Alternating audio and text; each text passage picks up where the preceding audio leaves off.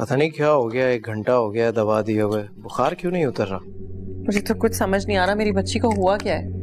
उमर भी कल से बहुत डरा हुआ है, पता नहीं क्या किया इन बच्चों ने। आमिर, कहीं ये घर तो आसिफ ज़दा नहीं है? क्या फजूल बातें करती रहती हो तुम। आजकल के जमाने में कहाँ होते हैं आसिफ वगैरह घरों में। और रात भर मैं भी यहीं था, तुम भी यहीं थी, कुछ होना होता तो हो गया होता। तुम्हें कुछ पता चला नहीं ना?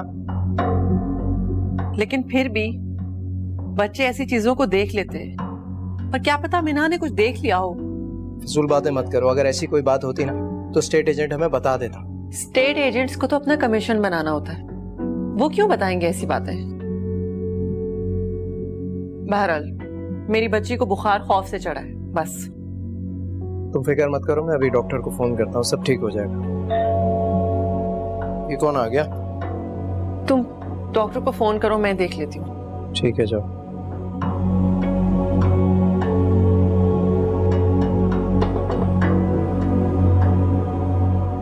हेलो, अस्सलाम वालेकुम डॉक्टर साहब, आमिर बात कर रहा हूँ।